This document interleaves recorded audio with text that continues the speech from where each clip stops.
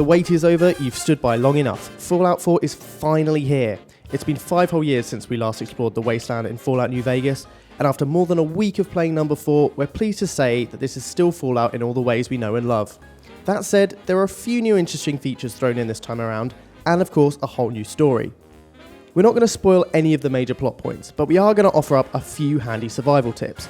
So whether you're a nuclear novice or a VATS veteran, you'll hopefully find some of these hints helpful when wandering the expanses of the Wasteland. So buckle up, get those old time tunes going and listen closely. Strength and endurance are great, but remember that charisma can get you out of sticky situations before they start. So think about that when assigning your skill points at the start of the game and as you level up along the way. If you want the best loot, toss a few points into intelligence to pick up the hacking perk, and into the locksmith perk, which you'll find under the perception skill. One of the best new features in Fallout 4 is building and customizing your settlements. When building, scrap everything in the area unless you think it really ties the place together. Trees can be scrapped for wood, bed frames for steel, tyres for rubber, etc, etc. Also, reduce costs by building around unmovable structures. Use them to build new structures upwards and save precious soil for farming. Oh, and be careful leaving any valuable possessions around the place. Store them away or else a settler might just take them for themselves. Rads won't kill, but fighting through a crowd of enemies with a reduced health bar will. So make sure you're always keeping an eye on that health level and making sure your HP is topped up. Don't waste caps on weapons and armour that are doled out like candy in the main missions. Buy ammo, stimpaks and supplies instead. Trust us, ammo can be frustratingly hard to come by in Fallout 4, especially towards the beginning of the game. Look after your companion and they'll look after you. They can't die, but they can become incapacitated, so make sure you've always got a stimpak to hand. When it comes to fighting, closer is almost always better. Your strategy in combat should be to sneak up as far as possible to snag a headshot at twice the damage.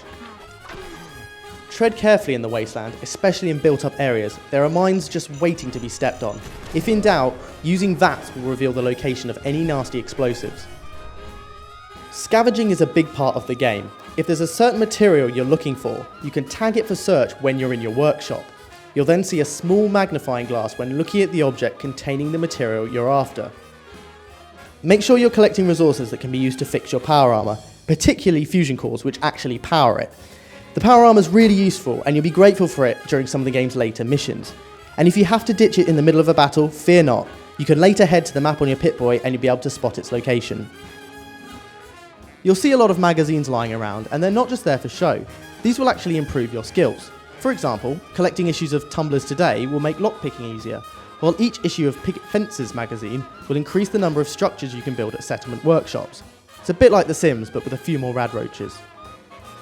Your companion's original weapon will never run out of ammo, but give them a new one and it will. So if you don't want to worry about their ammo, don't upgrade their gun. Or at least don't do it until you have a few more bullets in your pocket. Think about making outfits that boost your different special stats. For example, you can create an ensemble that will boost your charisma, which you can slip into just before you start bartering with a trader. The multifunctional Pip-Boy is also a handy torch, which is quite useful as a lot of places aren't that well lit. To turn it on, just hold down the circle button on the PS4 controller or B on the Xbox One. And finally, wherever you choose to go, play that funky music.